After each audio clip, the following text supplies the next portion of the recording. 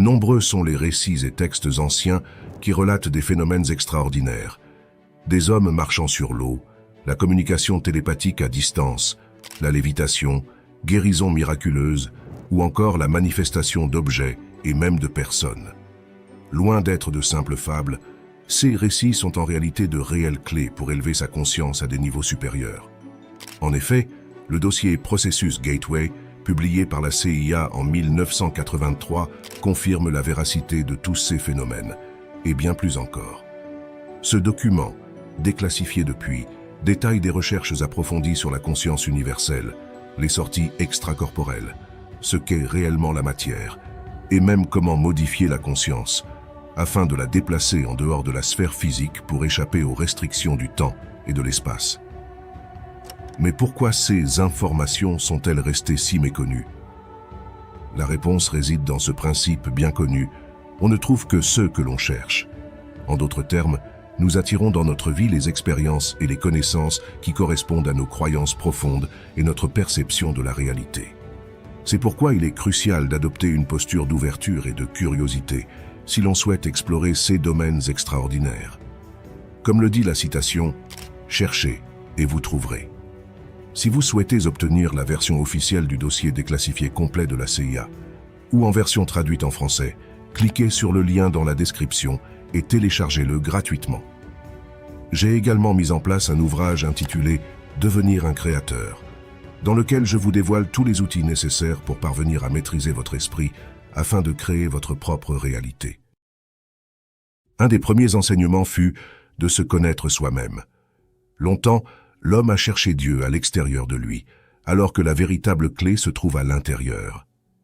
La réalité fonctionne sur des paliers de conscience, un peu comme des niveaux dans un jeu. Plus vous élevez votre conscience à des niveaux supérieurs, plus votre réalité changera autour de vous. Mais pour cela, il faut d'abord acquérir la connaissance, car c'est la connaissance qui nous permet de dépasser nos anciennes croyances. Pour bien comprendre cela, plongeons brièvement dans le dossier de la CIA, afin de mieux comprendre ce qu'est la matière, le monde qui nous entoure, et comment notre conscience nous permet d'influencer cette matière. Le document officiel de la CIA nous dit que la première croyance qui nous bride, c'est le fait de voir la matière et l'énergie comme deux choses distinctes. On considère souvent que la matière désigne une substance solide et que l'énergie désigne une force invisible quelconque. Mais ce n'est pas le cas. Voici ce qui est dit précisément dans le dossier à ce sujet. Je cite, « La science sait aujourd'hui que les électrons qui tournent dans le champ d'énergie situé autour du noyau de l'atome, et le noyau lui-même, ne sont constitués que de grilles d'énergie oscillantes. La matière solide, au sens strict du terme, n'existe tout simplement pas. La structure atomique est plutôt composée de grilles d'énergie oscillantes, entourées d'autres grilles d'énergie oscillantes, qui orbitent à des vitesses extraordinairement élevées. » Fin de citation. Ainsi, nous comprenons que la matière et l'énergie sont une seule et même chose, simplement à des états différents. On pourrait comparer l'énergie à de l'eau liquide et la matière à de l'eau congelée. Ce sont deux éléments identiques, mais à des degrés différents. Ce qu'il faut comprendre, c'est que l'être humain tout entier, son cerveau, sa conscience et tout l'univers qui l'entoure, est simplement un système extraordinairement complexe d'énergie. Il n'y a pas de barrière entre vous et l'univers, mais une seule et même énergie qui unit tout. On peut appeler cela l'unité ou la conscience universelle. Chacun choisit le nom qu'il préfère. Le monde matériel dans lequel nous menons notre existence physique est donc une structure énergétique établie et maintenue par la conscience. De même, notre corps physique est un hologramme créé par notre conscience pour se percevoir elle-même. Imaginez votre conscience comme une énergie unissant tout, traversant tout, éternelle et sans frontières. Cette énergie n'est pas que dans votre corps physique, mais partout autour de vous. Ce qu'on appelle donc la matière est de l'énergie travaillée et structurée par notre conscience, de sorte à former ce monde extérieur que nous appelons la réalité. Ce monde extérieur n'est donc que le reflet de notre monde intérieur, puisque les deux ne forment qu'un. C'est ici tout le principe du travail sur soi. Lorsqu'on apprend à se connaître soi-même, découvrir ses véritables rêves, passions, et que l'on fait tomber le masque de nous-mêmes que nous portons en société, pour exprimer son vrai soi, C'est alors que la réalité change. Il n'y a pas d'homme bon ou mauvais, tout comme il n'y a pas de bien ou de mal. C'est ce principe de dualité, du bien et du contraire du bien, qui a fait naître la division dans l'esprit de l'homme. Et cette division s'est reflétée à l'extérieur de l'homme, puisqu'en réalité, le monde intérieur et le monde extérieur ne forment qu'un seul monde, régi par la conscience, par l'esprit. Vous l'aurez donc sûrement compris, mais comme il y est dit dans le dossier de la CIA, je cite, « Contrairement à ce que tout le monde sait, ce n'est peut-être pas le cerveau qui produit la conscience, mais plutôt la conscience qui crée l'apparence du cerveau. » Fin de citation.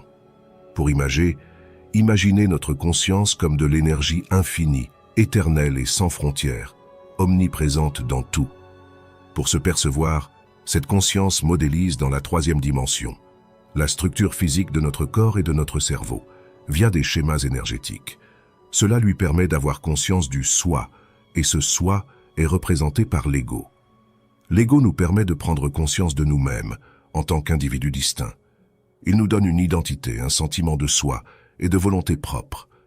Mais lorsque la conscience est trop centrée sur l'ego, elle se détache de la conscience universelle, et de là apparaît la dualité. À partir de ce moment-là, nous devenons trop égoïstes, soit trop centrés sur nous-mêmes, et complètement détachés de la planète, des autres êtres vivants, de l'univers, de la chance, soit du tout. Nous nous sentons isolés, abandonnés et seuls. Mais cette séparation est une illusion qui devient un obstacle majeur pour la manifestation, l'amélioration de soi, l'harmonie, le sentiment de paix et toute forme de miracle.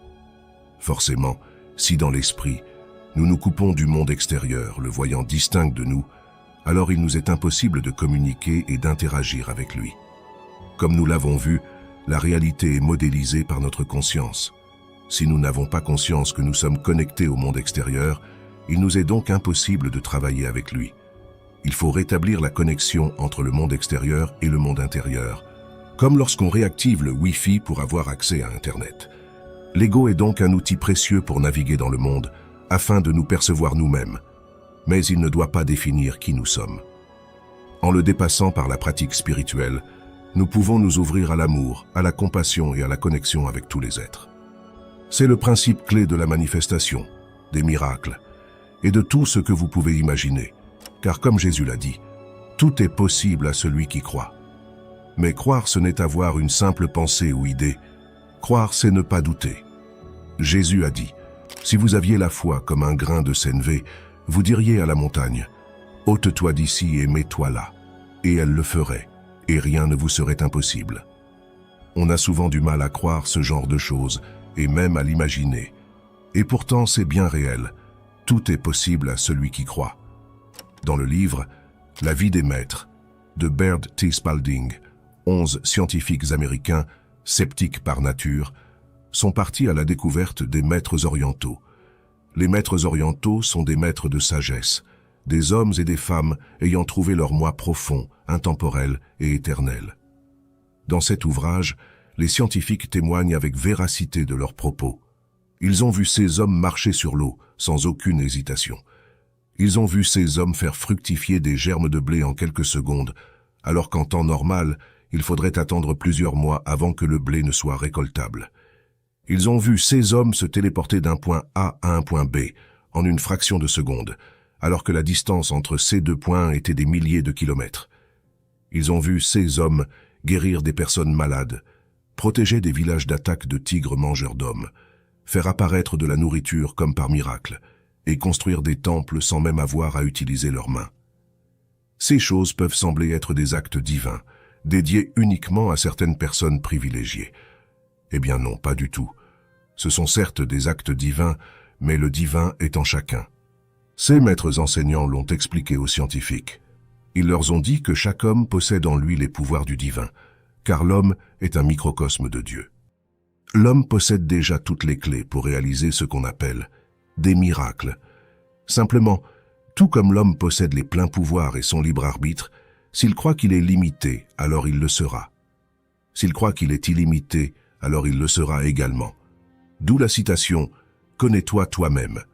Il faut exprimer le divin à travers soi en l'incarnant, en pensant et ressentant comme lui, Ce principe peut s'apparenter à l'intrication quantique qui stipule que lorsque deux photons intriqués vibrent à la même fréquence, ils ne font qu'un, et ce, quelle que soit la distance qui les sépare dans l'espace et le temps.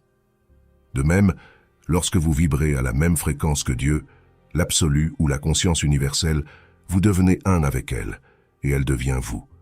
Vous ne faites plus qu'un, vous êtes l'unité. Il faut donc exprimer le divin à travers soi, et ne pas attendre que celui-ci vienne à nous. C'est d'ailleurs la raison pour laquelle Jésus est parti. Il explique que lorsqu'il est venu enseigner aux hommes, étant lui aussi un homme, ceux-ci ont commencé à l'idolâtrer, il voulait faire de lui un roi. Or, il ne faut adorer que l'idéal exprimé et non la personnalité qu'il exprime. Il faut devenir ce qu'on idéalise, il faut exprimer à travers soi l'idéal.